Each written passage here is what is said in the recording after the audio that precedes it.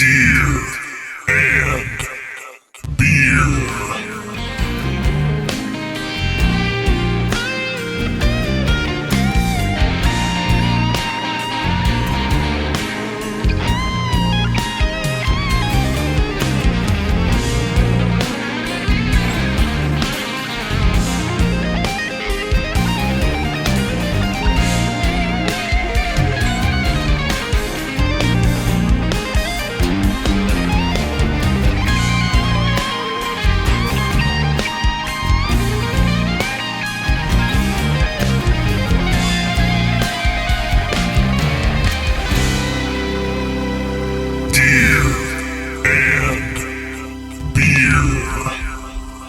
Welcome back to Gear and Beer. Today our guest is Tom Beaupre of Philadelphia, now living in Nashville, of course. Tom, cheers, bro. Thank you for coming through, man.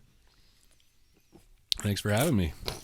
I like to try to sip superfluously. I also like to try to say the word superfluously and then continue to enunciate. I'm going to let you take that one. It's a show that involves beer. Sometimes enunciation is not the best. Hey, I'll just keep sipping. Exactly. Let's rage. No, thanks for coming, man. Tom, bass player, writer, producer, financial advisor, dad, Yeah. husband, man of many parts. I used to tune pianos. Really? Yeah, fun fact. That's pretty cool. Yeah. I don't think I've ever actually known anyone that can tune a piano.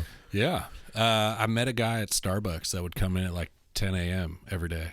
So I used to work down in Franklin, Starbucks. That was like my first job in Nashville. And Carrie Underwood's bass player would come in. I was like, oh, that's cool. We'd talk to him, whatever. And then this dude would come in at like 10:30 every morning. I was like, what do you do that you get your coffee at 10:30? He's like, tune pianos. Actually, I'm like finishing my day. And so I apprenticed under him for like a year. And then It's like bouncing around studios and tuning pianos. Yeah. So essentially 10 a.m. downbeat, he'd have to be done. So he'd start at like 4:30.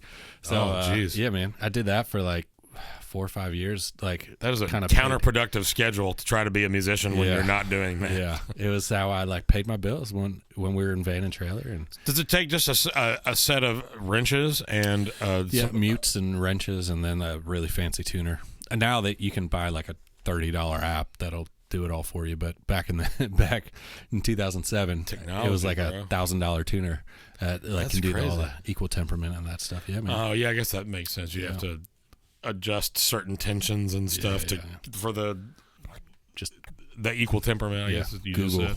Google equal temperament. But no, dude, I like tune for. Like, make me a show note. I'm gonna make a link. Yeah.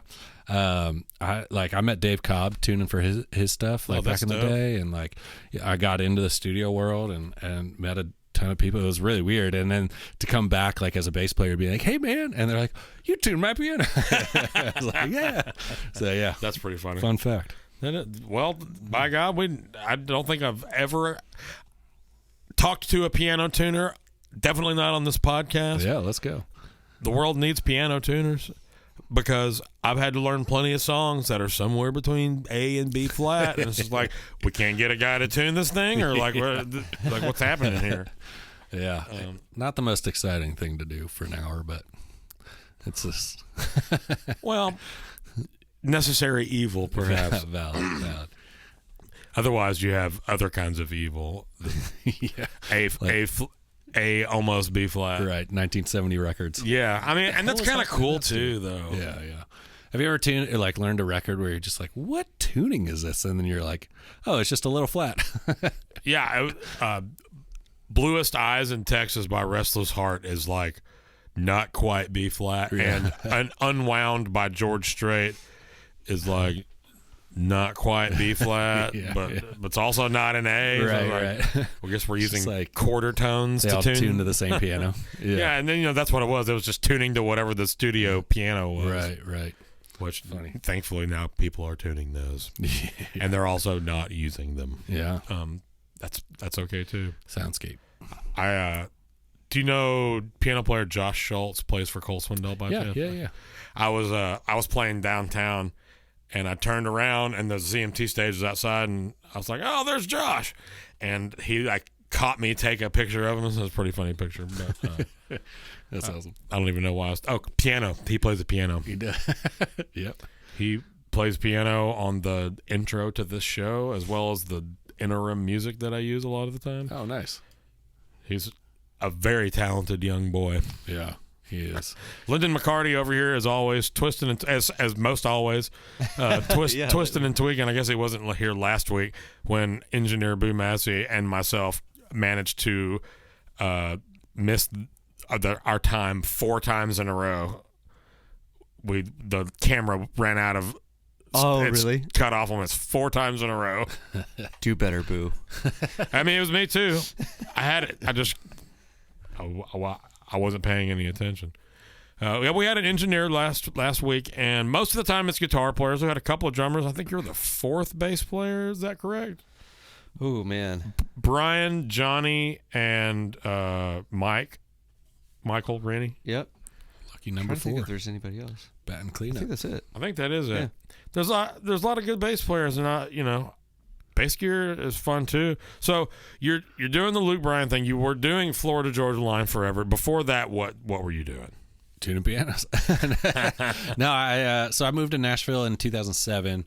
That's dope. I didn't really know anybody. I was doing like the cover thing in Philly, and it was sort of like move to New York, do the jazz thing, which I couldn't keep up with. I went up there for like 3 weeks, and I was just like, oh, these guys are good, and not the scene I wanted to get into, or do the pop thing up in New York. And I was a white kid from Philly, so I didn't really make that cut either.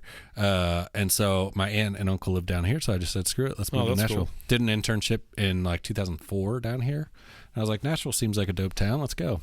So I worked at Starbucks, just kind of made my way, met people, sold merch for some Christian bands for like 4 years. Oh, right on. Kind of like got into one of their side projects playing bass, did that, and then just eventually like moved in with Brian and Tyler from FGL, and ended up just like perfect timing, quit my gig because I just was like, I didn't move to Nashville to sell t-shirts, Sure. And they just happened to be like, hey, our songwriting is going well, and every time we play a show in town acoustic, like more people show up, so we're going to do a band thing. Do you want to play bass? And I was like, yeah, let's go. So, and then Chase Rice moved in, and I played with him. And so I just kind of alternated whoever was like going out that weekend, played with Johnny Diaz, who was a Christian artist, like just a bunch of like people you've never heard of, just like play guitar and writers rounds and bass. Sure. I just like did the normal Nashville thing. Hustling, man. Yeah. Very real. Very real thing to do here. For sure.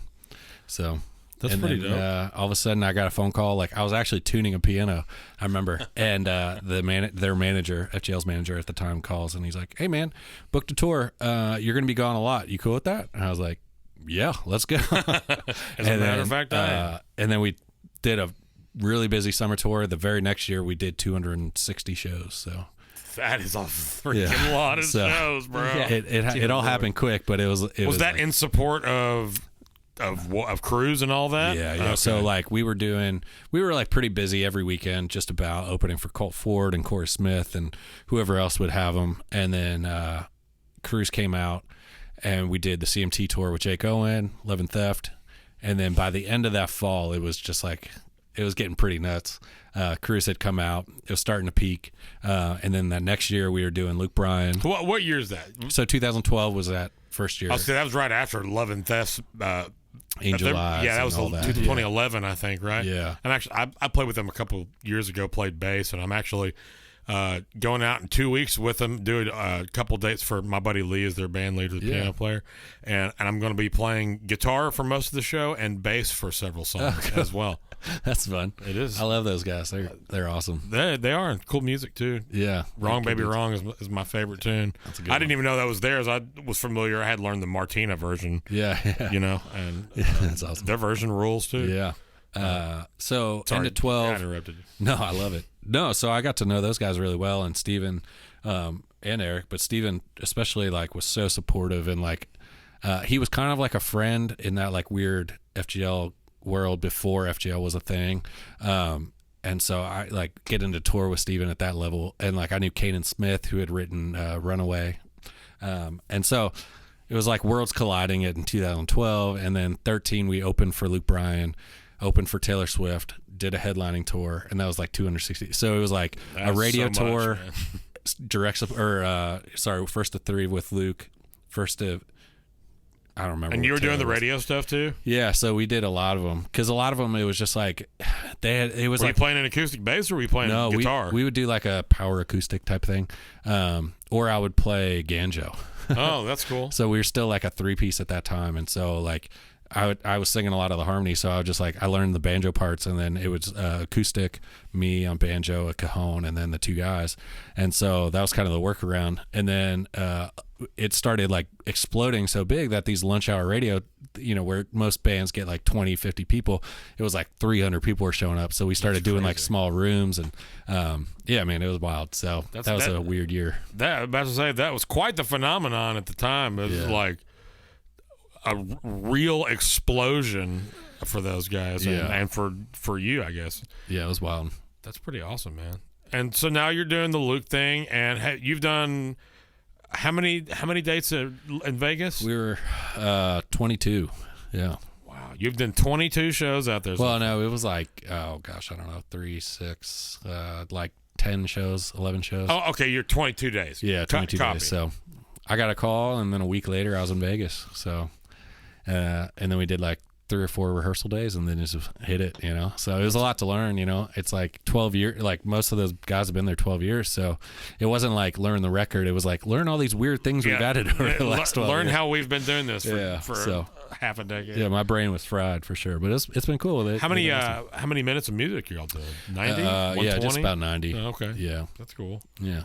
It's like, well, we play maybe 75, something like that, and then Luke does like this a piano thing where it turns into a bit of a like jukebox moment. Oh yeah, he's it's impressive. He just is this like encyclopedia of 90s country. Man, I've heard that cool. about him, and I've heard that about Blake Shelton with any decade. It's just like try to stump Blake Shelton and you can't, it's kind of a bonkers. thing. But I've heard that about Luke too. Yeah, man, I asked him about it. I was like, do you prepare this stuff? Because like it was literally like a different song every day where like there was the same like 2 or 3, and then like he would just think of a random just song. Stream of consciousness, and you're just like, 90s. What the hell? And he was like, no, like he's like, I'm an elephant when it comes to lyrics. Like I could sing you almost any 90s cover. And he's like, and then I just fumble through to try to learn it as I'm playing it. And so the chords were here and there, but I was like, how do you know there's so many songs? It was pretty wild to see. That's especially tough to do with lyrics because that's the most important part. That's what 90% of the audience is connecting with. They're not, unfortunately for us, they're not connecting with our sweet bass riffs or our sweet guitar riffs. Speak for yourself. Well, no, I try to bring the thunder, bro. So what rig are you playing for that? Are you doing a direct rig? Because you guys tucked away in like an orchestra kind of thing on the side like Katy Perry's people were in that theater? No, thankfully. Because I talked to Tony Royster about that, and he was basically like in the balcony playing the drums. It's a weird setup for them. I saw that, and I was like, oh, that's interesting. No, we're like in the middle of the stage. There's maybe, I would say, a dozen risers that all move independently, which is kind of wild. And so hydraulic risers. Yeah, I'll go from about, I don't know, 4 feet all the way up to 15 feet, depending on the song. And it's really fun. And it's a big production, which was cool. Yeah, I can imagine. Right, shit, this is awesome. So Vegas, man, you got to do it. Yeah. I would love to see that show. Yeah, it's pretty wild. But no, so they gave me the option of running whatever I wanted. And for the last like 5 years, I use that Subway DI, the preamp DI that they have. Okay. And it's incredible. Subway DI? Yeah, it's I've heard of it. Sorry, the Mesa makes it. Okay, and it's called the Subway DI. Yeah. And it really has like, so it's I think the preamp tubes, and then you really have control over a whole bunch of different parameters, from your like EQ down to like your what else do they have? I should have brought it. That would have been smart. Yeah, just put a picture on it. Welcome back to And Beer. And beer, yeah. That's good. The important things. Yeah, as a bass amen. player, you're like, oh, I'm good. Man, I was a bass tech for a minute, and other than like having to remember to put the basses out there and give them to him occasionally, like my main focus was making sure there was water and beer. Yeah, pretty much. As a bass tech, that's and beer. Well, if you're married or have dated somebody and they come to a show and you're like, what'd you think of the bass? They're like, sure. Which one was that? Yeah. Is that the one that you're doing? It's like the big guitar, right? It's the big guitar. The dad guitar. I was a good story. I was newly married and I was up at the in-laws and we're listening to the radio and my mother-in-law was like, I hope she doesn't mind me telling a story. It's whatever. I doubt she'll see this. Yeah, true. You'd be surprised. I mean, we're making the rounds. Yeah. We've got a couple of monthly listeners. Does she like gear and does she like beer? She likes beer. Yeah, well, there you go. So It's a 50-50 chance. I actually heard that she was in a market for a stereo tremolo pedal. she's always Well, it's that page, Gear Sluts. Now I hope she doesn't hear this. Oh, just kidding. No, so Round Here was on the radio, and she was like, "So what part are you?" And I was like, "Oh, okay. Wait till the bridge. You'll be able to hear the bass." And the bass does this little solo or bass part that is very clear in the bridge part. I go, "Oh, that's me." And then she goes, "So do you just fake the rest of it?" And I was like, "No." There's low notes. Do you fake the rest? I was like, I don't just stand there. I was like, people just don't, and it's it's painfully clear that people just don't know what a bass is until you play the wrong note, and then everybody goes Right. Yeah. It's but that's the No best margin for error there. The best bass player is one that no one knows is there. Which that thing you do for us gearheads, the bass player was called the bass player. He didn't have a name. So, fun fact. Everybody in that movie had a name except him. He was just the bass player. Awesome. I never realized that. I didn't realize that either. Yeah, which is painful, but you're like, well, they got a point.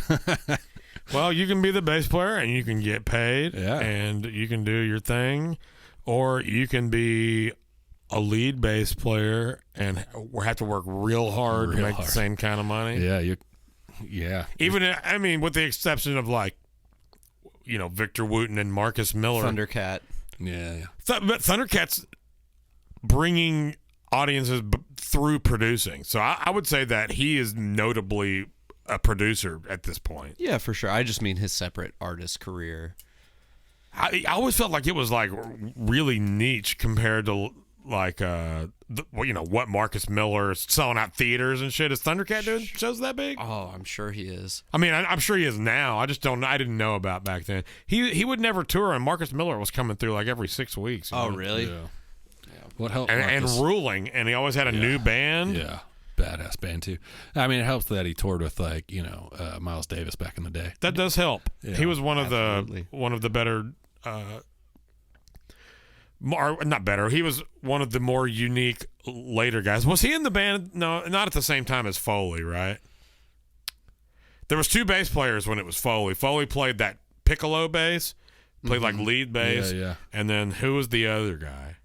I don't know.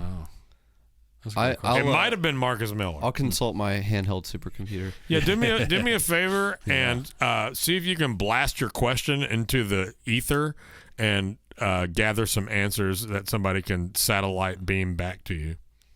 Will do. Thanks.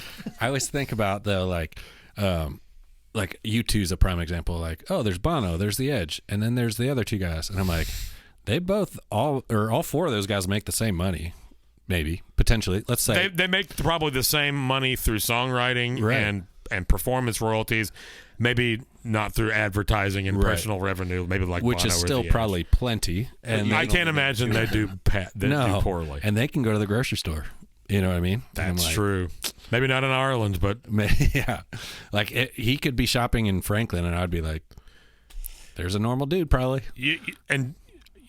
That makes me think of guys like Jason Newsted and Kirst Novoselic and those guys. It's they were bass players that would get recognized because of the prominence of the narrow media market, with it's you're seeing these guys on MTV or in a Hit Parade magazine, or you're fucking not seeing them. You know what I mean? That's like Duff or Pete Wentz or but I think those guys wanted it where a lot of bass players are they're the bass player because they're cool with being the subtle behind the scenes, and don't want that leg up on while they're doing the solo and totally, and so there is like a person I've heard someone said it we're the way we are because like our strings are thicker, so we get more nickel in our blood, so it subdues us. That's I was like, fair enough.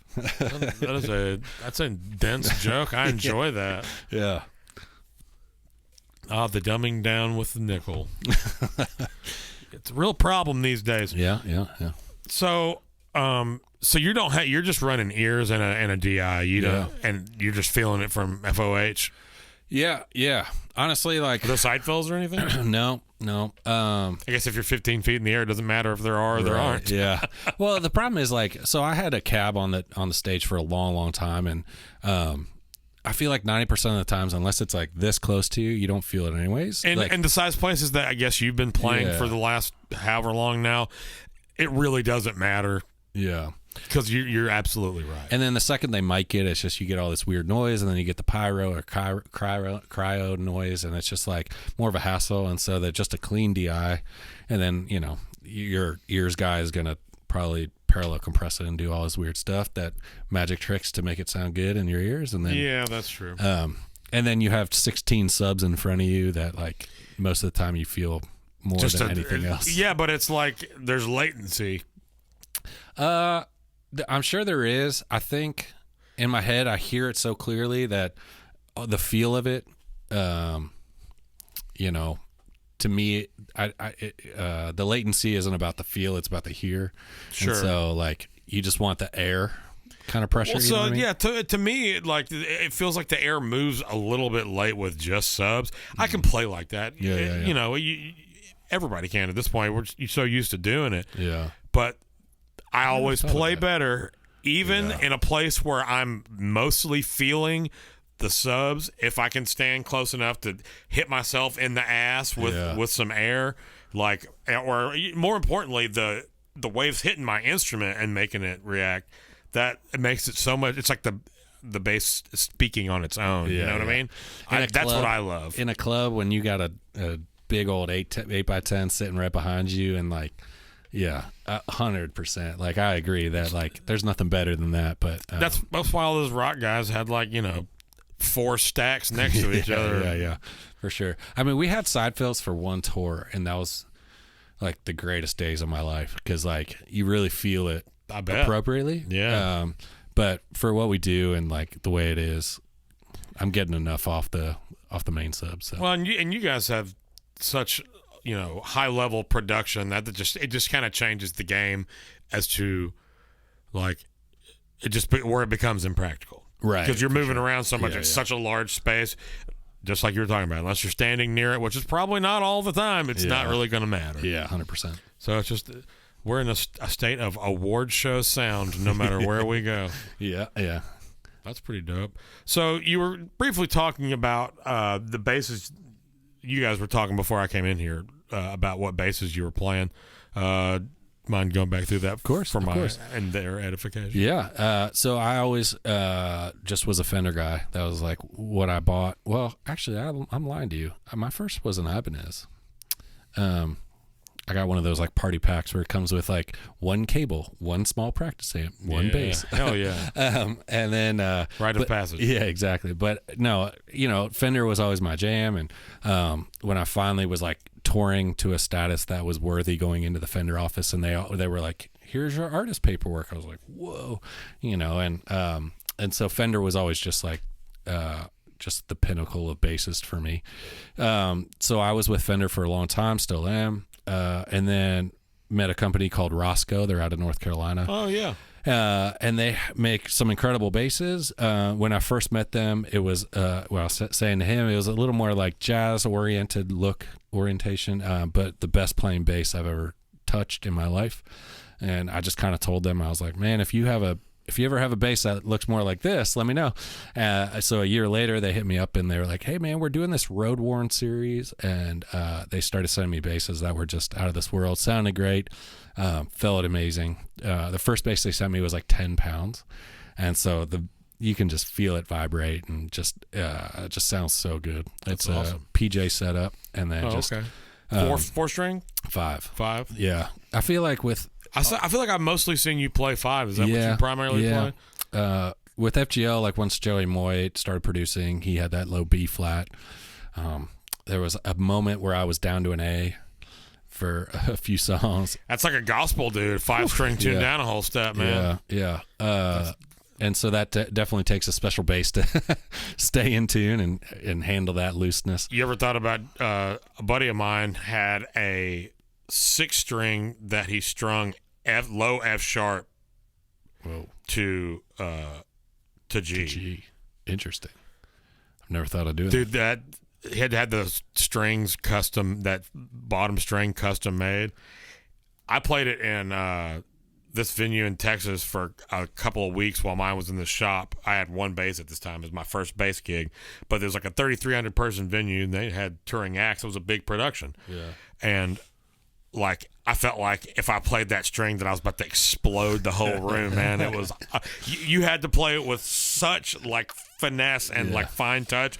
You could dig in on the rest of the bass, but that string was just like, I felt like I was about to blow out every sub in the place. Yeah. It was pretty awesome. I've never seen anybody do that before, though I'm sure someone has. Oh, I'm sure, yeah. There was one time where we got the text that I'm sure every person watching this has gotten, where it's like, hey, man, the artist would like to try this.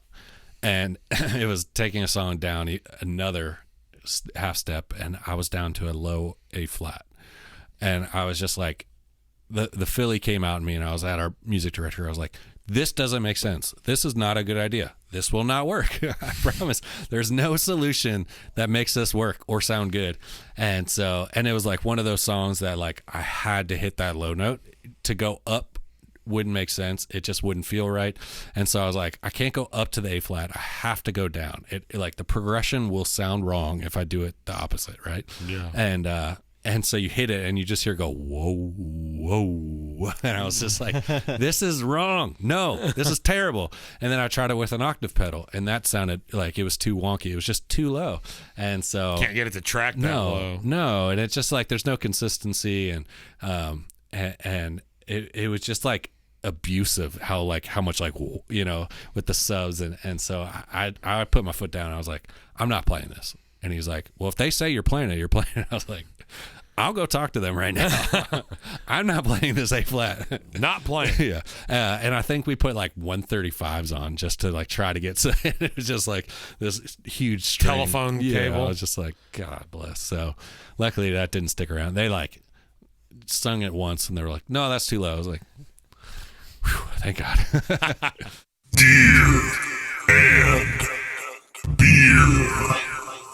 And we're back. I can't remember. We were just talking about the super low strings and my buddy playing that 6-string. So his bass was a Steve Bailey, like his personal bass for a while. Yeah. 6-string, black with the tortoise pick guard and a rosewood board. It was a beautiful bass, and there's a big old neck, man. But he put that F sharp on there, and it was bonkers. And he sold that bass to somebody, and then called him and was like, "Hey, I need to buy that bass back," and they sold it back to him. Oh wow! If you can, Probably at a markup. I don't know I don't know the logistics, but just being able to do that, the one bass I've ever sold was just nothing special. I could buy one like it for $600, just a Lakeland Skyline 5501 with the soap bars in it. Yeah. The same guy that has the 6-string gave me this Bartolini preamp that was just a preamp that he took out of something at some point. Nobody knew what it was. Yeah. Put it in there, made the bass sound amazing. When I found this bass, I needed some money to fund that bass, so I had to sell it. And then 2 years later, I tried to track the guy down and buy it back, and could never find the guy. Dang.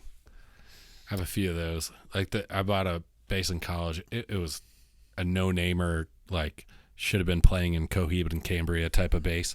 Big soap bar pickup, and I mean, it looked like I should have been in a death metal band. And I played like pop punk growing up, so I loved it.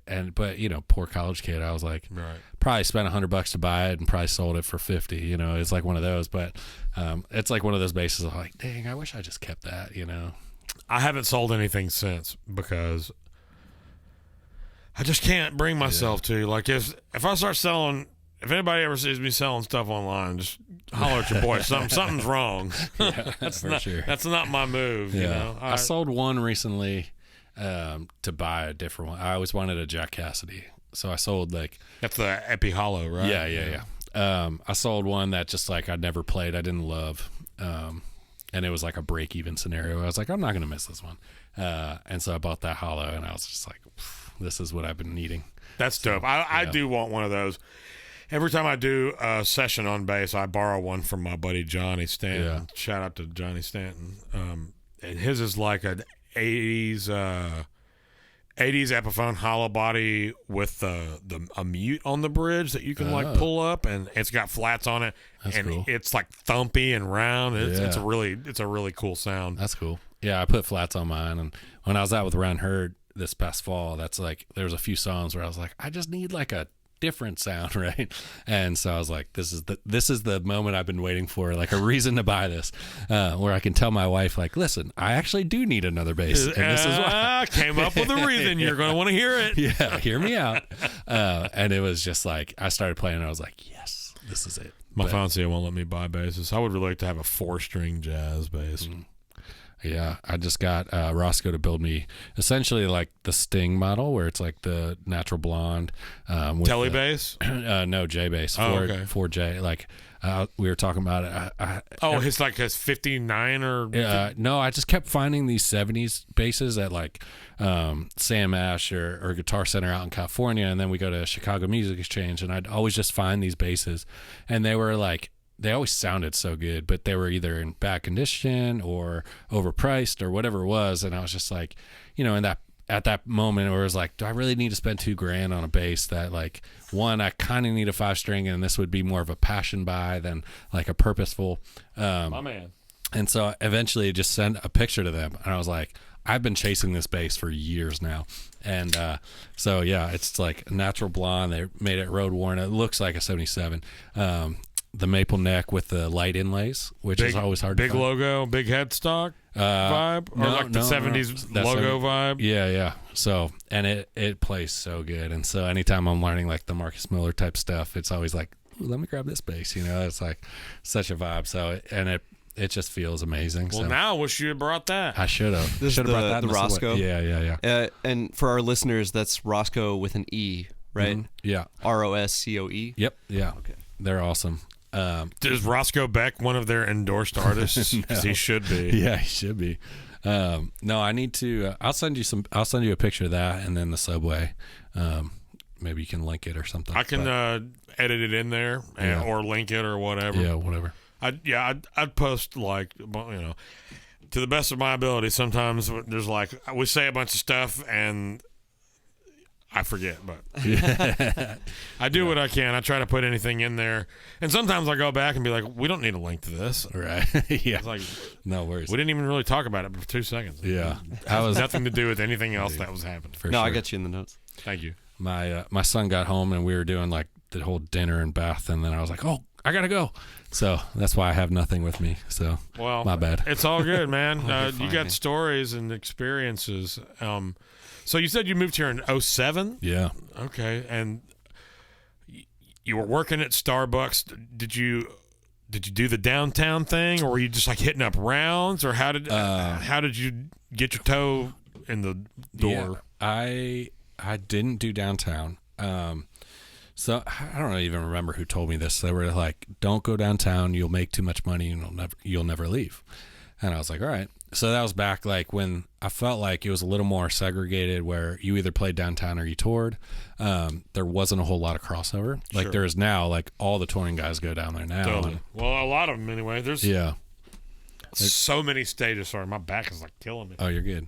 And so I never did that. I did a lot of writers rounds, did a lot of like just random whatever I could find, whoever I met at Starbucks that connected me with so-and-so that played, and did this. And so I did a lot of, actually, like a ton of guitar stuff in the But first say you 3 played years. some guitar. Yeah. So you were doing like a guitar accompaniment and things like that, singing harmony. 100%. Yeah, a lot of writers that needed a guitar player or like a random band where I'd play electric, and I just couldn't like shred. I couldn't chicken pick. I couldn't shred, and it was just like one of those where everybody always needed a bass player. Once you got out of that like extra guitar player, like oh, we got a band. Do you know any bass players? I was like, actually, I'm a way better bass player. And so that's kind of how it like all happened. But I played a ton of guitar the first few years. And then everything kind of like, I felt like came through Starbucks, where it was just like a friend heard a friend needed a bass player or a guitar player, or, hey, this band, like one of the girls I worked with worked at a management company, and she was like, one of our bands need a merch guy. Do you want to go do that? And I was like, sure. Sounds good. So I learned how to tour selling t-shirts, but it was cool. It was like really good experience, because by the time I got out with FGL and that rocket ship just took off, like I already knew how to be on the bus. Yeah. I had guys I could call and be like, hey, how do you do this? For me, it was more like learning the business side than the music side. I had already seen, tours through arenas, and so I knew that side. It was more of like, how do I handle myself as a professional musician? So so it was cool. Like, in the moment I was miserable selling t-shirts because all I wanted to do was be on stage, but it really prepped me for what became like a pretty wild ride. You paid some dues, essentially. Yeah, some would say that for sure. I mean, there's so many different ways to pay your dues. I haven't done the merch thing, but I've really toughed it out on the road. And you teched, right? I did, and I did tech, but I teched for Seether at like the height of their career. I would call that like some dues paying. I did like 12 shows. Okay. That's still. And it was like literally the easiest thing I've ever done, and probably the most money. I take it back. Yeah, it wasn't paying dues. It was foolish for me to tell them that I didn't want to do it full time from a financial standpoint. And I'm being serious, because it was really good money. And again, I had to do nothing. Like, my biggest concern was like, I think the first weekend out, Dale, who was the bass player, sweetheart, one of the original guys from South Africa. So he's even cuter because of his accent. He's like, mate, got piss? Need a trash can? And I was like, okay. And I went to my buddy who was like head of the crew, and I was like, he says he needs a piss and wants a trash can, and he's like, he's a fucking rock star. Get him whatever he asks for. I was like, that's how we're doing this? And he said, yeah. And I was like, sweet. All I need to know. Yeah. From then on, I was just like, anything he wanted, I just made sure. And the only thing I ever had to do was get a trash can occasionally, That's awesome. There was like 3 bass changes of the show, and he played acoustic. They did Nutshell by Alice in Chains with him playing guitar and Sean singing. And other than that, it was like 3 bass changes, and make sure there's cold beer and water. Is that the easiest? Just so easy. Man, those guys are still out there too. Oh yeah. They're still doing the thing, doing tours, dude. And like, they put on such a good show, and they've got so many just amazing hits. It's like, when I first started for the band, definitely heard of them. Couldn't tell you a name of single one of their songs. I was like, I'm sure I'll recognize it. And I swear I recognized every song that they played the first gig. I was like, oh, that's them. Oh, that's them. Some people, you don't realize how many hits they have until you watch a full show where they're only playing bangers. Dude, that's all they had for like 6 years. They were just knocking it out of the park. Such great tunes. And like, they're rock songs, but like, they had just had such great sense of melody and songwriting. It was just really good. All that, nothing but good things to say about all that experience. But those were not dues. Those were easy, except for one time. And I don't remember this guy's name. I think his name might have been Richie. Me and my buddy. It was a different TM because we were doing fly dates. They weren't on a like full tour, so it was. Just whoever was available. One time we had Britney Spears' manager, and it was this old Dr. Phil looking motherfucker. Yeah. and he was being like real creepy with some chicks, and me and my buddy Dave were like sitting up at the other end of the lounge, just like watching him, be like, God, this guy is gross. And then like talking shit to him, but like over his head, he didn't understand, and then like laughing. And we laughed so hard that night, and the next day I woke up, and this is like during swine flu, like 2009 or whatever, or not swine flu, but H1N1. yeah. And I woke up the next morning and I was sick, and he's like, "Fuck, man, you laughed so hard you got the flu." This guy was he looked just like Dr. Phil, dude. I was still laughing in my head at Dr. Phil looking motherfucker. What was that? I saw a meme the other day, and I can't remember what it was. It was great content. Yeah. Everybody wait while I try to. Let's clip that one, guys. Yeah, keep that in there. I had to, and I'll tell you later, I had to edit a couple of things out of this past episode. Like I've never had to edit stuff out before. Good. Boo comes and I went on a couple drama turns up. I went on a couple of rants, and it wasn't bad, but it was maybe in poor taste a little bit, and I wasn't like, whatever. Like any of my opinions matter to anyone anyway. But I edited some stuff out. Got a little loose-lipped. Yeah, I was trying to be funny, and I was very funny, but no one will ever see or hear it. Yeah. We should have a whiskey and cigars and gear episode. I have been, and Tom would be a great guy for that, because Tom and I actually met smoking cigars at Casa. Right. Where was it during a Monday night Cowboys-Eagles game as well? Oh, that'd be amazing if it was. We either it was either next week and we were talking about it, or it was during that game. Yeah, yeah. I remember having that discussion. Oh, you're from Dallas, huh? Oh, well. I was like, well, I guess I gotta hate you. Yeah. But sports are something that I enjoy, but I'm not like. Despite my Cowboy star tattooed on my leg and that photograph of Tom Landry on the wall, and the other Cowboys paraphernalia, like I'm not one of those. Like I'm not a Scottish soccer hooligan about football, right? And I thought that it was fun to be able. I mean, slight ribbing with each other about it, but look, it's sports, guys. Relax. Yeah, I can't be one of those guys. But I'm very, very into sports, and it's really hard because the Cowboys are terrible. Well, we have Theo that really just unites us. We can both hate him together. Yeah.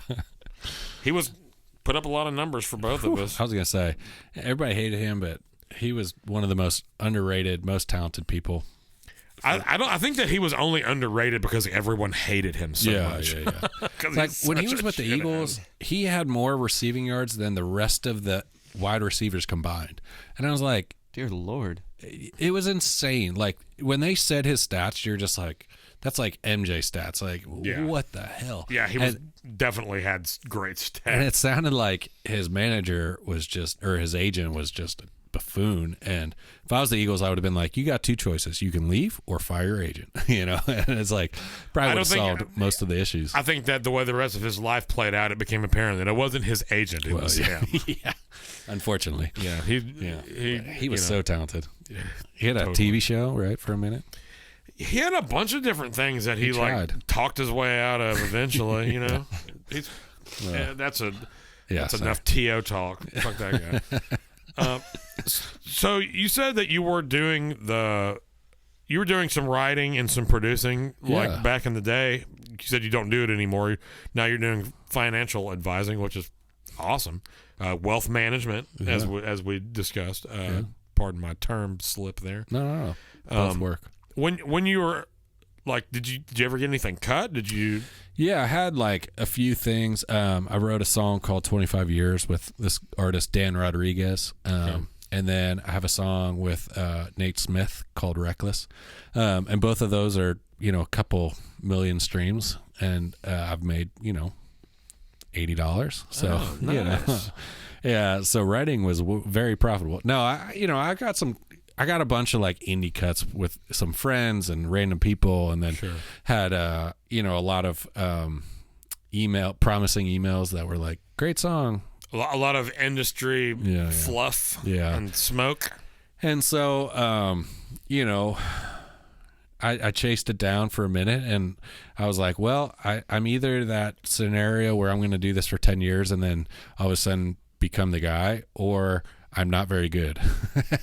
And I don't necessarily think I wasn't good. I'm about to say, I don't think it's about being good. It's about knowing how to write for the whose ears you need to write for to get it in front of whoever else. It has to be good, but you also have to like almost essentially market while you're writing. For sure. Like, yeah. Anymore. Yeah, that's a whole nother Nashville topic. So did you have a pub deal, or you did freelance? I didn't have a pub deal. That's the best way to do it, right? Yeah. Without a publisher, but with people that have publishers and write good stuff, then their publisher does the work, and you can hopefully 100%. And like I was getting like a ton of rights. So FGL had the Tree Vibes bus from their publishing company, and I would write with a ton of those guys. And, Sunny Tree. That's what it should have been called. No, and so like I got to write with a ton of guys I shouldn't have been in a room with, and like just a ton of guys. I won't even go through the names, but anyways, it just always comes down to like, is there an artist in the room, like we were kind of talking about, and then I'm really good at the like singer songwriter, like kind of independent vibe where it's just like, we could write the hell out of a sad song, but I couldn't write the like real country FGL, like Hardy type stuff. That just isn't how I grew up. That's not the music I grew up listening to. So those songs always felt very forced. It's like the rural pop kind of thing. I wrote some banger pop songs where like, like I wrote one with this dude from Sony, and they were like, it did the whole like, this is it, we're gonna get this artist cut, and it was like it ran through like 2 or 3 different pop artists that it was like, they're about to cut it, and I think one did. It was like one of those, and they cut it and then it didn't make the record. Yeah, and pop's really weird because pop, like if they hear a song they like, they'll cut it. That doesn't mean anything. They're just like want to hear their voice on it, I guess. I don't know, it's really weird. I've talked to LA guys about it, and it's like super confusing, but the country side of it, like maybe had like 2 or 3 songs that maybe got a second listen, but probably not. And so like, as fun as that was for me, and I like produced some stuff for like, brand new bands. And I was just like, this is fun. It's just maybe not for me and not how I want to spend the next 30 years of my life. Maybe it's more of just like a hobby and things I like to do, especially with certain people. There's still a lot of friends I like.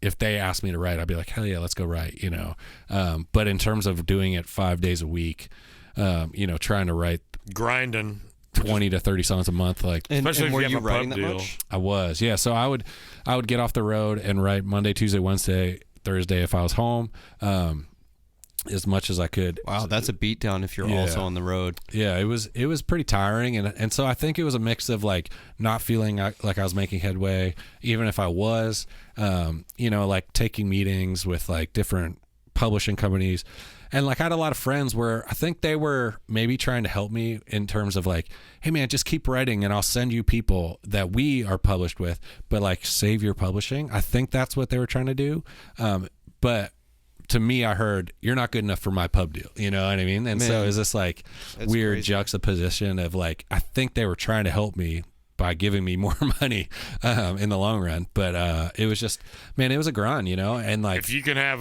a deal like that where you write with somebody who people are wanting to listen to and you don't have to get a pub deal. Yeah.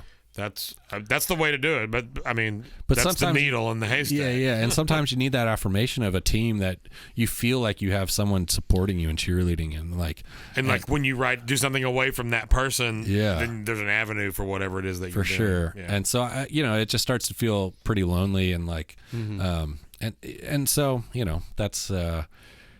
That was my issue, I guess.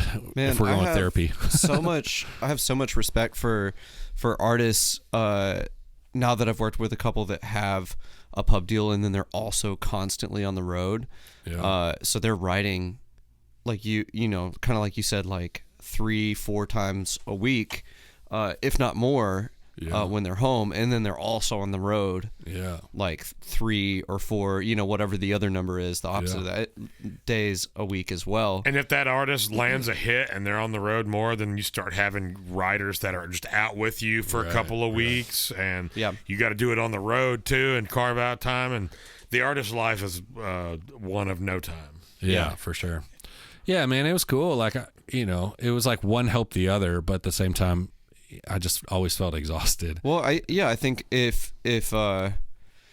at a certain point, if you're not an artist and you're not making artist money, but you're also on the road, then you probably just kind of have to pick one at a certain point. Or for like, sure. Yeah, I mean, I understand kind of like being like, all right, if I don't feel like this is 100% for me, then it's not worth doing because it takes that much time for sure investment, you know? Yeah. And then, it's just like at some point if you're going to grind and like put all your energy into something, like it was getting to the point where I would like show up to writes and be like, I don't know, I don't have a good idea. I don't have a good melody. And like I started doing tracks too. And then like, if you've like run out of tracks because like you've used the last 10 and you haven't had time to make new ones, it just turned into like more stress for me. And so it was just like one of those. And then the track, it was it was right at the pinnacle of like, track guys becoming a thing, and then like the real Georgia, like Hardy and that kind of writing becoming a thing. And I was like, I don't know where to go. You know, like this feels really awkward. The track thing, I could definitely go down, but then it's just like, do I want to sit in front of a computer all day? You know, it's just like, I kind of talked myself out of both. And then simultaneously met a guy that had a firm that did financial advising and wealth management. And we started talking about how I think there was a need in the industry and yada, yada, yada. Next thing I know, he was like, why don't you just take your Series 7 and 66? And then I just kind of like spent all my time studying for those tests. And I saw more longevity in that kind of career than I did as a songwriter, whether that was like self-pity or just like not sticking to that. No, I think that kind of honesty is really smart, and it's something that musicians tend to not be able to do, because we all think that like, oh, I should be able to do this. You know, be it like, I mean, it could be being the jazz guy in New York, or it could be being a producer or songwriter or whatever, and then like you subconsciously realize that you don't like it. But then you're like, no, I'm going to do this. And then you do 10 years of it, and 10 years go by, and then you realize you hate it. Yeah. I think I respect people that are like, not that I'm not saying that you hate songwriting, but like maybe you know, if it wasn't for you, you might've gotten there. You know what I mean? Right. I think I respect it more when people have the balls to be like, yeah, this is not for me in terms of an everyday for the next 30 years kind of thing. Sure. So I'm just going to do something else. Dude, like if Matt Nathanson or like Amos Lee or someone called me and they were like, let's write my next record, I'd be like, sign me up, let's go. Right. You know, like that whole Ben Harper, that whole space was like, I can write songs like that all day. And like I have a lot of songs I'm really proud of that I think were really great songs. But in terms of, like you said, you know, sitting through finding that like synth patch, I was like, oh my gosh, shoot me. You know, like let's sample 22 different snares. I was just like, let's just get to the fun part where we're like making the music, you know what I mean? So producing, kind of like, as fun as that is, I just didn't have the like, maybe I'm too ADD or something to like sit through that. Well, producing means something very different these days than For sure. in the classical sense. Like a lot of people still think about it, Right? Like especially those not associated in the industry. Like, Oh, dude, yeah, like producing a Bonnie Raitt record would be way more fun. Yeah. All right, we're all ready? Go. Yeah. I saw some meme where it was like producers, what everyone thinks I do, and it's like, you know, guy over a big board, and then it's like, you know, what I actually do, and it's a guy with his hand in his hand and just Scrolling, clicking on, you know, checking different plugins and dude, it's sounds. stupid. So, yeah, man. So, anyway, I've been doing wealth management for the last like 5 years, and it's Great. A lot of fun. I love it. Yeah, that's good, and it's fun to help, like, you know, peers, and I can, like, obviously having experienced everything everybody else does in this industry, you know, I can speak to everybody in a different way than most financial advisors would. And then I've always for the last like 15 years have been the money guy, where I'm asking the questions that annoy managers and business managers, because I'm like, well, how are we getting paid? Why are we getting paid like that? Why can't we get paid like this? You know, how's this union working? How's this? And so to be able to like not only take all that I've learned over the last 10 years, but like help guys. Like, this is called an IRA. This will give you money when you're 50. Like, you're awesome to do that, man. Yeah, it's been like a bit of a passion project, because I've seen so many guys over the years where it's like, they get let go or they quit and they're completely fucked. Yeah, and then they're selling gear, and you're like, you just toured for 30 years. Why are you hawking gear already? And so to me, like, it's been cool to be able to like legally and license, help people and not just be like the guy that's like giving unwarranted advice. It's like, no, like, I'm really good at this, I promise, Like, yeah. So it's been cool. Yeah. You are listening to the Gear and Beer Podcast. Today's episode is sponsored by Bobby Jam's Kitchen. Want to take your home cooking to the next level? Need new recipe ideas or meal inspiration? Like, follow, and subscribe to Bobby Jam's Kitchen on YouTube and Instagram at Bobby Jam's Kitchen. Cook your food and eat it.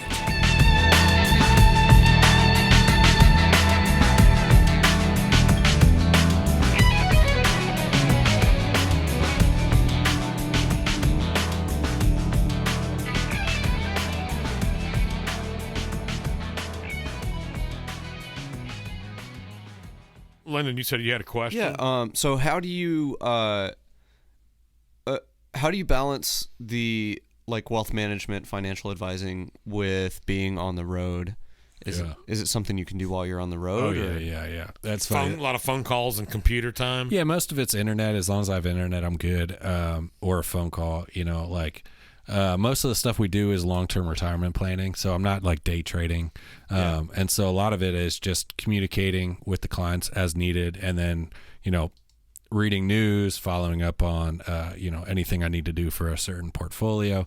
But most of that is just internet. And so it's funny, I met with a lot of business managers over the last couple of years, and that's always what they ask me. And I'm like, you're a business manager. Like, you should know better than anybody. My schedule is like, I don't have anything till like 2:30 when I finally sound check for 12 minutes, and then I go back to the bus until 9 p.m. Like, yeah, so really that's kind of ideal then. You have a lot of downtime. So much downtime. And that was kind of like the other thing too, is like, that's the beauty of bus travel, man, because you don't get that with van travel. You don't get that with air travel. No. But waking up on site and then having like a day to like get something done or go see a town or go on a hike or whatever, be a financial manager, edit your podcast, do yoga, like whatever it is, like you actually have time because you're all the traveling happens while you're unconscious and, for sure, and resting. I struggled with it when we made it, whatever, and all of a sudden we started playing these bigger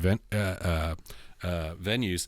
Like, you just kind of sit around all day and you're like, well, now what do I do? And so it was kind of perfect to find that kind of career where I could take it on the road, and then I'm gone like maybe Thursday, usually Friday, Saturday. So it's like one day on the road. Most of my work is done Monday through Thursday when I'm home. And so it's been really easy. There's been like 1 or 2 days where I've had to, like, there's 3 or 4 other people in the office that I can kind of ask for help.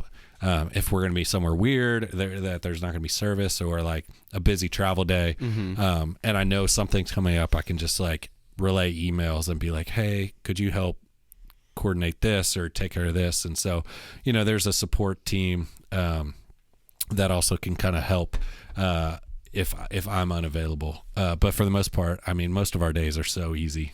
Okay. I just, get up and pop up the laptop and get to work. So that's great, man. Yeah, that's been cool. That's like the perfect way to have. I mean, you have 2 full-time careers. Yeah, really for cool. sure. It's been great. Hell yeah. Yeah. Hell yeah. Raise hell. Praise Dale. All right, Tom, it's question time. Let's go. I don't want too much thought into any of these questions. I'm going to ask you to pick between a lot of things that don't make any sense. And then again, as I said earlier, it may get a little more reflective, and you'll have to give some short answers later. But my 2-year-old son started going, okay. What do you want for dinner? Yogurt. Okay. Perfect. I'm gonna start doing that. That's a good move. It is. One of suave. Yeah. A suave move. I don't know. That was bad son of a bitch. grammar. Yeah, smooth son of a bitch.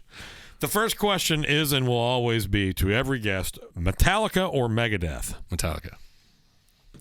Miles or Coltrane? Miles. Metheny or Schofield? Oh, Schofield.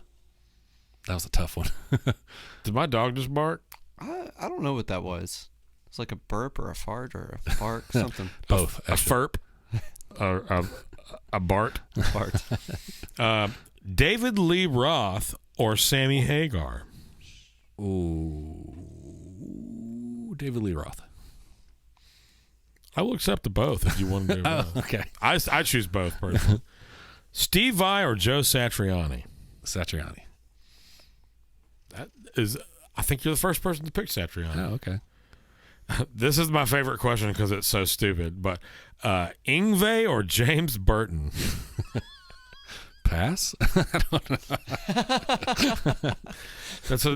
I mean, neither. I think that the reason that I wrote that is because they could not be less alike. Yeah. And I think the obvious choice is James Burton. But, excuse me. John Petrucci or Paul Gilbert? Oh. Petrucci. The beer's getting in my way. My next question, Oh, God. and I'm just going to read it like it's written, even though I made some sort of mistake.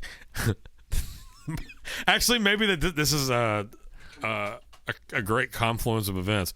The next question is Geddy Lee or Geddy Lee?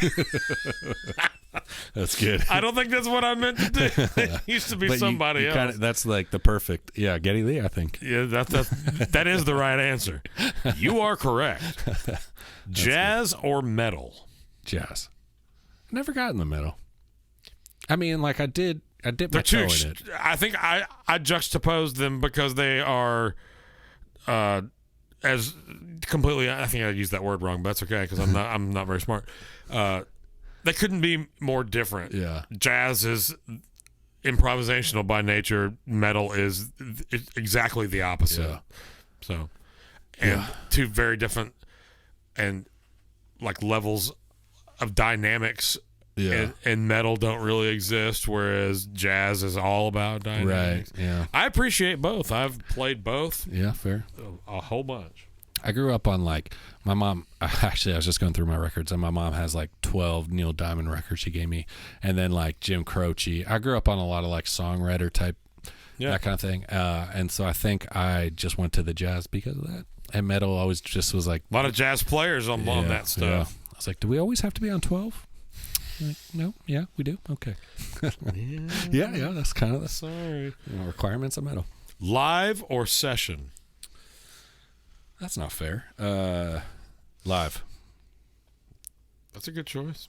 A lot of people say session, and I understand. And I personally hope that I never have to choose. But Yeah. No, well, I don't because I'm asking the questions around here. Fair. I always just think of like Bruce Hornsby live at the the town hall.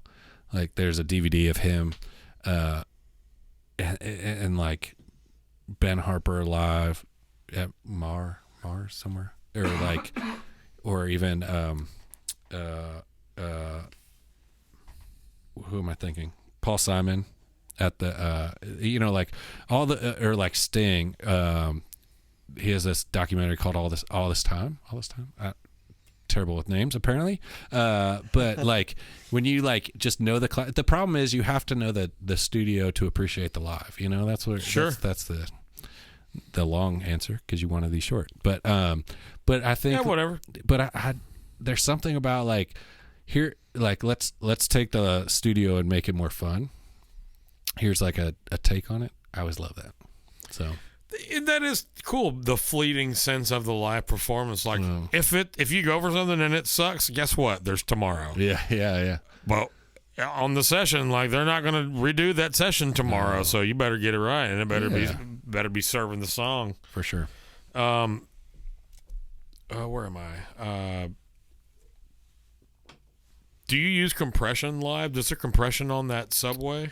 Well, I use the Mxr compressor. Oh, okay. And then I'm sure they do.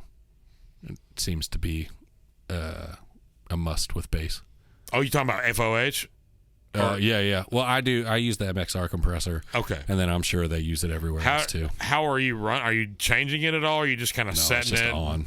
So it's like it's kind of to my touch where I want it. Someone explained it to me that it's not necessarily like an audio thing. It's more of a feel thing where it's like if you can get it to respond the way you want it, that's how a compressor should be.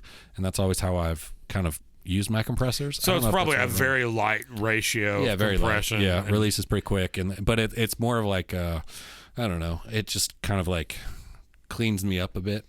And so that's always... And gives you that extra sustain in those big rooms. It just is where like you a don't feel have thing. Yeah. An amp right behind you. That's one of those, like, that's what I learned in the early years, and it's always stuck with me, and that's how I've always approached it. So. I almost never use compression on anything live. Recently, I started using it on guitar in certain spots, and I have compression in my API DI that I use, but it is not usable in a live sense. So I've been thinking about adding a compressor to my baseboard as well. Yeah. Everybody likes the MXR. Yeah, it's great. I don't know that I've used it. I've used their DI. I don't love their DI. The color parameters are kind of like narrow to me from an EQ standpoint. Yeah. And the API is notched as well as so I actually have two DIs on my board. I have an API and an Ampeg SCR. Yeah. And I'm running the Ampeg into the API really sounds like an SVT to me. Okay. Or you can kind of do the B15 thing and throw some overdrive on it, and it's like a really, with two boxes, I have a really wide variety of sound. Now, they're both large, like the SCRs like that, and the API is, have you ever seen that thing? Oh, yeah. It's ridiculous. It's actually absurdly sized, but I guess that's how you get it to sound so good. It's got all the transformers and things that give you the API sound. All the fancy stuff. Anyway, compression. You use it. Jazz or precision? Jazz. Just 9 times out of 10. I agree. We're in the minority. Yeah. On this show, anyway. Oh, yeah? Pete. Yeah. Oh, gosh. Yeah. Pete. To me, Pete does one thing.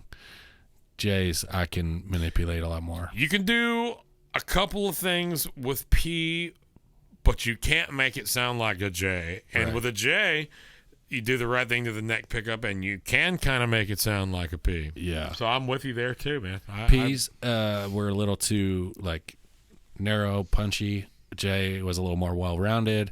I could use effects and pedals to create a more thumpy, precise woody sound, whatever I needed. I didn't like how P's responded to overdrive and octave. Well, I shouldn't say octaves, but J's for what I've been doing for the last 10 years just made the most sense.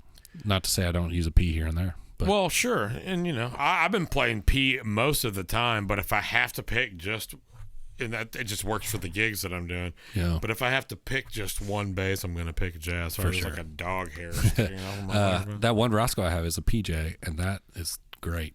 I would like to have a 5-string PJ. That would be cool. I need to talk to somebody about that. Yeah. But J is my answer. Yeah, good answer. I'm with you. Just reading this question, I don't mean for this to sound rude, but this is an honest question. I like that. And so I'm going to read it as I have it written, which is not as funny as Geddy Lee or Geddy Lee, but it's, do you know who John Paul Jones is? Yes. Okay. I don't think a lot of people do. Oh, really? Yeah.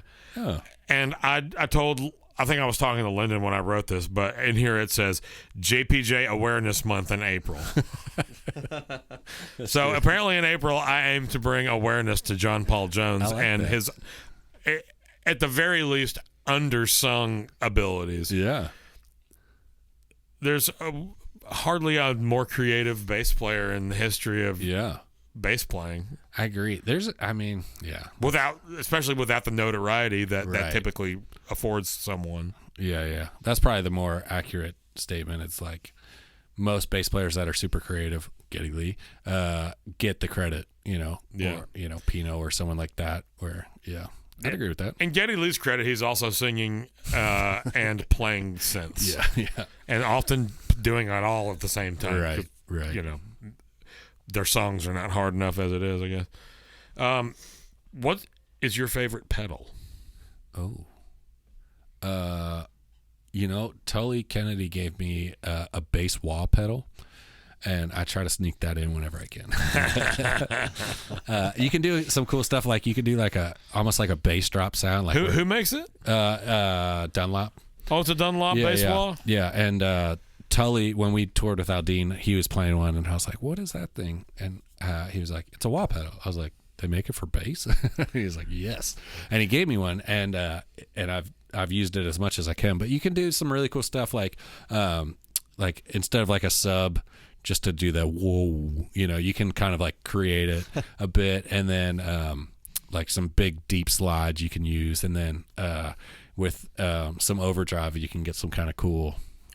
I would love to. I don't think I've ever done it. I just actually, back in the day, I was a wah pedal guy. I always had a wah pedal. I still have my old wah pedal. It's been broken. I've had several people try to fix it, everybody except for Dunlop for whatever reason. But, and no one can. And then I have my buddy Adam's mini wah that I just recently put on my guitar board, and those things are so fucking hard to use. Yeah. The footprint, it's like when you're trying to control the cue, and it's like I have to like get my foot used to being on a place that doesn't make sense, right? And then based on where it is on my board, I'm accidentally turning on my tuner every now and again and losing my signal altogether. Yeah, I put mine. I used to put mine at the top of the board because I thought in my head I'll be up higher, so it'll be easier to get. And same thing, your foot slides off, and you would turn off something, turn on an overdrive. And so I put it on the very far left. So I was like, I either fall off the board or turn on an octave, which is terrible. You know what I mean? Most people would be like, what'd you do? No, nothing. Doesn't matter. Cool. I didn't do anything. Not me. Who are you talking about? Sounded great, didn't it? You're faking the rest of that, right? Yeah, exactly. Pretty much. Do you have a favorite venue? Ooh, okay. Pick your favorite one. I don't care if you have one or not. Pick one. So, like, obviously, most people say Guilford, New Hampshire, because they have like an amusement park backstage. Essentially, they have a lazy mile. They have like they play What About Bob all day long because that's where that was filmed in Lake Winnipesaukee. They have like s'mores and they give you a hoodie or like pajamas, or like they have bikes you can take. They have basketball courts. They have like they give you lobster dinners. It's like they really treat the artists really well. If you sell it out, they pull out a bottle of Pappy. They make cookies, and then some have a smiley face on it. And being in the New England area, it's weed cookies. I don't know why I was like being discreet about that. You said the F word. I'm going to say weed cookie. And so like say that word. Yeah. And so they're just like really generous to the backstage area, which is always fun. Yeah, that's awesome. Like faster horses, but grander. Exactly. Yeah. And it's a small venue. I think it's only 7,000 or 8,000. In terms of amphitheaters, that's like on the smaller side. Sure. And so a lot of people do very small. Yeah. In fact. Most people do like 2-3 nights there. So, okay. But it's always fun. It's a good time. And then my family lives up there, so I always get to see family I don't get to see. So that's my venue. What's it called again? Guilford, New Hampshire. Guilford, New Hampshire. It used to be like owned by a bank or something. I don't know. So what the venue? Banks will own stuff on you. Yeah. You should know this. So, but that's the town it is. Yeah. Okay, right on. Okay, so off the top of your head, I want the answers to this. I don't no deliberation. Okay. I would almost prefer that you have a different answer tomorrow, kind of off the top of your head. I'm good at that. Yeah. 3 desert island records. Oh, okay. Oh shit. So I'm gonna go James Taylor. What's it called? Out of Pocket. I'm gonna do Headhunters, because why not?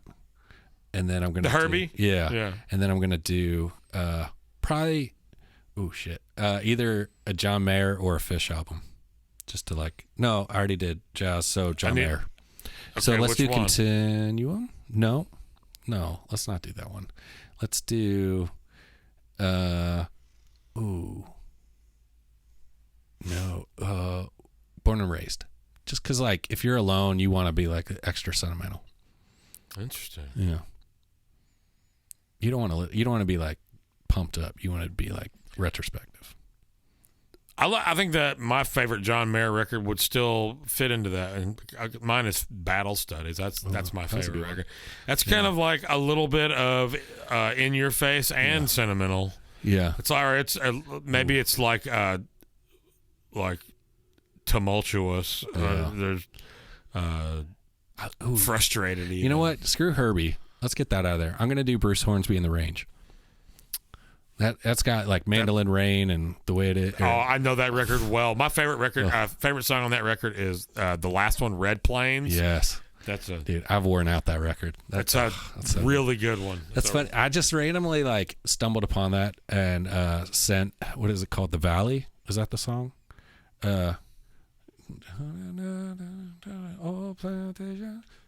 Old Valley Road. That's what it's called. Oh yeah. And the music video is incredible, straight 80s. The guitar player has this huge hair with a mullet, and I randomly just started sending it to people. I was like, Lyndon, would you mind making a note? I'm writing them all down right now. Boy. Yeah. That I can't. What is it called? The Long Valley. I think it's called. It's just called Bruce. I know what record it is. The Bruce Hornsby in the Range. In the Range. Yeah. Okay. It's the record. Yeah. That's just the way it is. Mandolin Rain. Yep. Red Plains, Western Skyline. Well, yeah, Every Little Kiss. Western Skyline, every little every little town. Oh, what a great record! Yeah, that's all George Marinelli playing guitar on that too, and George Marinelli is an unsung hero. He's on that. That's all George Marinelli. Oh, okay. Also, Bonnie Raitt's guitar player. Absolutely, Bonnie Raitt. That's another good record. Scott Trayer is a big fan of Marinelli. He's actually the one that told me that was Marinelli. I confirmed it. Is it The Way It Is? Mm-hmm. That's probably the record. Yeah. Okay. Man, but then all right, I'm just gonna let it be because I was gonna go a John Prine record or no. I'll just go to this. You're overthinking it. No, you're right. Next time you're on, you can give me different answers. Yeah. I'm gonna give you one more record, but it's a different. Give me a guilty pleasure record. Ooh. And I think that's kind of like a misnomer. Yeah. Because if you like it, it's good, and guilty is bullshit. So Paul Simon, Graceland. That's not even guilty at all. I'm not too guilty about it, but that's a great. For some reason, that went to that's where I went.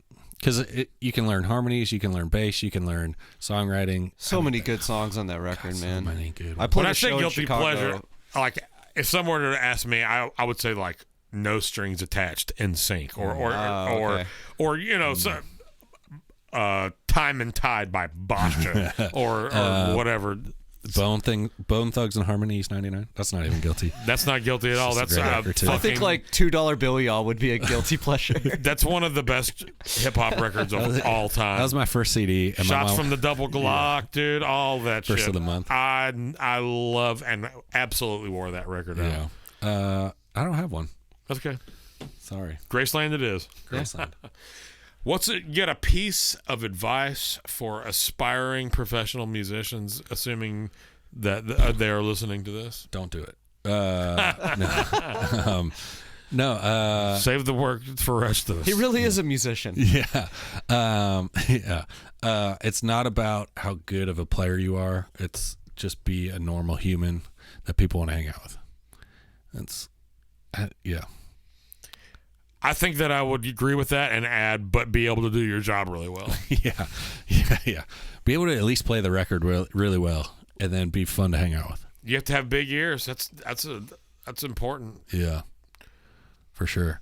Hang is so crucial. Good. Man. Yeah. I've toured with so many people that are so good, and I'm like, oh, that's why you're still at this level. Because when it comes to the rest of the day, yeah. Total pain in the ass. Yeah, but Here we go. What professional accomplishment are you most proud of? Oh. That's a great question. Oh, man. In the music industry, you obviously are dabbling in multiple industries over here, so we'll keep it gear related. Like my first thought was I played MSG once, and that's pretty awesome. That's pretty awesome. And then my next thought was I was getting a breakfast sandwich once at like our local deli, and a song I played on was on the radio, and I was like, that's pretty awesome. That's pretty awesome. So I'm just going to go those two if I can have to. You know, I will allow you that. Hey, thanks. The pleasure has been all mine. So I have 2 questions left. One I'm going to ask you. I'm trying a new segment that I meant to try last week and forgot. I want you, and it can be one that you just mentioned, or it can be something totally different, but I want an album of the week, recommended listening. Okay. Oh, man. I'm going to look it up. Hold on. That's fine. It's honestly that good, and I've told a lot of people about it.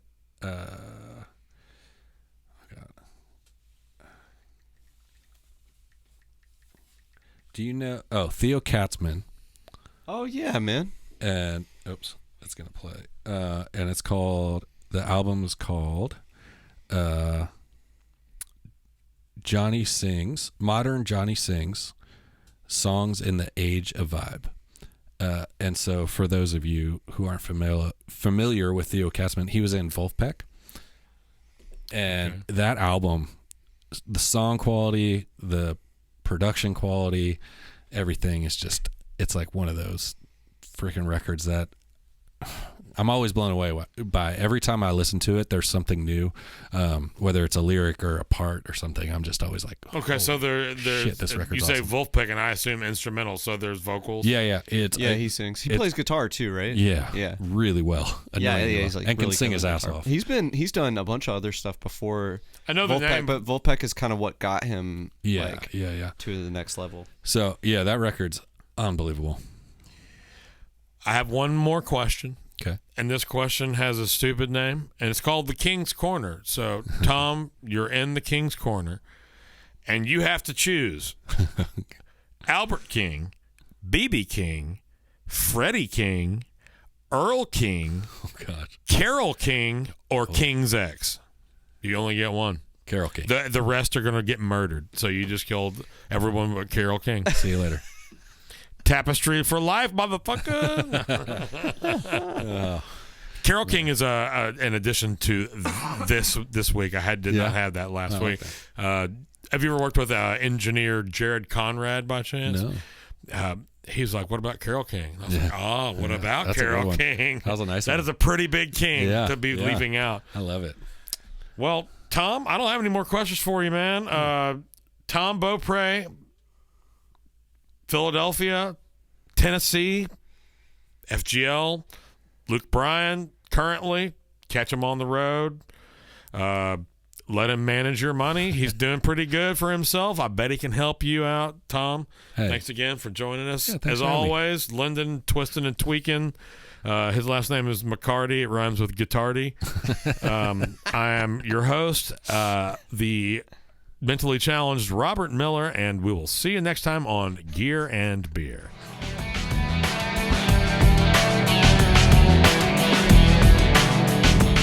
Thank you for listening to the Gear and Beer podcast.